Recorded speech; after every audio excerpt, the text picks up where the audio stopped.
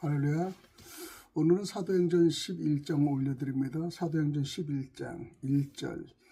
유대에 있는 사도들과 형제들 이 이방인들도 하나님의 말씀을 받았다함을 들었더니 베드로가 예루살렘에 올라갈 때 할례자들이 비난하여 이르되 내가 무할례자의 집에 들어가 함께 먹었다 하니 베드로가 그들에게 이 일을 차례로 설명하여 이르되 내가 요빠시에서 기도할 때 황홀한 중에 환상을 보니 큰 보자기 같은 그릇이 내게 메어 하늘로부터 내려 내 앞까지 드리워지거늘 이것을 주목하여 보니 땅에 내 밝아진 것과 들짐승과 기는 것과 공중에 나는 것들이 보이더라. 또 들으니 소리 있어 내게 이르되 베드로야 일어나 잡아먹어라 하거늘 내가 이르되 주님 그럴 수 없나이다. 속되거나 깨끗하지 아니한 것은 결코 내 입에 들어간 일이 없나이다 하니 또 하늘로부터 두 번째 소리 있어 내게 이르되 하나님이 깨끗하게 하신 것을 내가 속되다고 하지 말라 하더라. 이런 일이 3번 있는 후에 모든 것이 다시 하늘로 끌려 올라가더라. 마침 3사람이 내가 유숙한 집 앞에 서 있으니 가이사라에서 내게로 보낸 사람이라. 성령이 내게 명하사 아무 의심 말고 함께 가라 하심에 이 6 형제도 나와 함께 가서 그 사람의 집에 들어가니 그가 우리에게 말하기를 천사가 내 집에 서서 말하되 내가 사람을 욥바에 보내어 베드로라 하는 시몬을 청하라. 그가 너와 내 온 집이 구원받을 말씀을 내게 이르리라 함을 보았다 하거늘 내가 말을 시작할 때 성령이 그들에게 임하시기를 더욱 처음 우리에게 하신 것과 같이 하는지라. 내가 주의 말씀에 요한은 물로 세례를 베풀었으나 너희는 성령으로 세례를 받으리라 하신 것이 생각났노라. 그런즉 하나님이 우리가 주 예수 그리스도를 믿을 때에 주신 것과 같은 선물을 그들에게도 주셨으니 내가 누구에게 하나님을 능히 맡겠느냐 하더라. 그들이 이 말을 듣고 잠잠하여 하나님께 영광을 들로 이르되 그러면 하나님께서 이방인에게도 생명 없는 회개를 주셨도다 하니라. 그때 스데반의 일로 일어난 환난으로 말미암아 흩어진 자들이 베니게와 구브로와 안디옥까지 이르러 유대인에게만 말씀을 전하는데 그 중에 구브로와 구레네 몇 사람이 안디옥에 이르러 헬라인에게도 말하여 주 예수를 전파하니 주의 손이 그들과 함께 하심에 수많은 사람들이 믿고 주께 돌아오더라.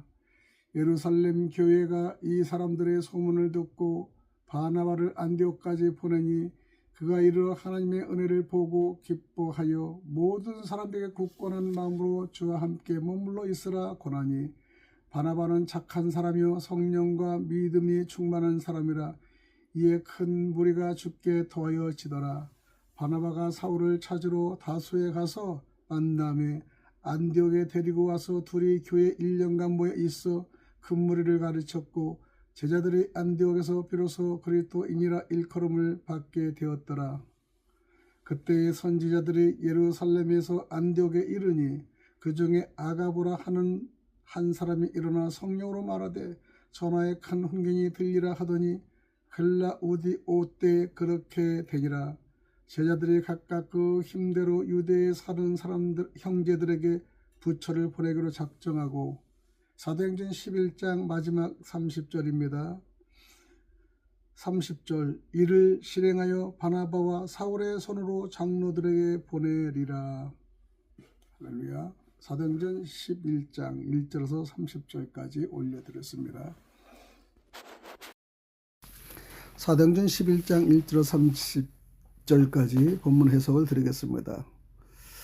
사도 베드로가 이방인 고넬료에게 복음을 전한 일로 예루살렘 교회에서 오해를 받습니다. 베드로는 하나님이 보여주신 환상과 성령의 역사로 설명 예루살렘 교회가 이방인에게도 생명의 회개를 주셨다고 인정합니다. 안디옥의 탄생 제자들이 처음으로 그리스도인이라 불림을 받죠. 또 흉년도 예언하고요. 안디옥 교회가 예루살렘 교회를 돕는 연보를 보냅니다.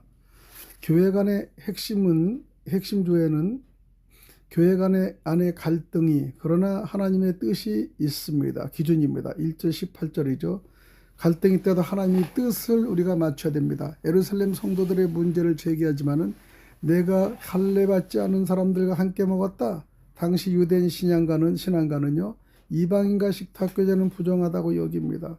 베드로의 해명이 합니다. 하나님이 보여준 환상 알립니다. 성령이 임하신 사건이라고 알립니다.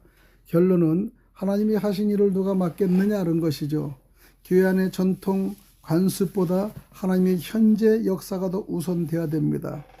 두 번째는 복음은 민족의 경계를 넘는 것이 19장에서 21절입니다. 스데반 사건 이후에 흩어진 성도들, 처음엔 유대인에게만 전하다가 안디옥에서는 헬라인에게도 복음을 전하죠. 주의 손이 함께 하심에 많은 사람이 주께 돌아옵니다. 핍박조차도 복음 확장의 도구가 되는 것을 알 수가 있죠. 세 번째 좋은 리더는요 하나님의 은혜를 알아봅니다. 22절 24절입니다. 예루살렘 교회가 바나바를 안디옥으로 파송하죠. 바나바의 태도는 은혜의 흔적을 보고 기뻐합니다. 사람들을 격려하여 주께 굳게 붙잡게 합니다. 바나바의 성품 착합니다. 착한 사람입니다. 성령과 믿음이 충만한 사람을 우리는 정말 있다면은 교회도 확장이 되고요. 믿음도 복음도 확실하게 전달되는 걸 볼 수 있습니다. 좋은 지도자는 통제하는 사람이 아니라요. 하나님의 역사심을 인정하고 살리는 사람이 좋은 지도자이죠. 네 번째는 제자 양육과 교회의 성장을 25절에서 26절입니다. 바나바가 사울을 데려와 함께 1년간을 가르칩니다. 안디옥 교회가 체계적으로 양육이 되죠. 제자들의 처음으로 그리스도인이라고 불림을 받습니다. 삶의 모습이 예수님을 닮아간다는 의미이죠. 교회 성장은 숫자보다 제자 훈련이 핵심입니다. 다섯 번째는 성숙한 교회는 나누는 교회가 되어야 됩니다. 20절에서 30절입니다.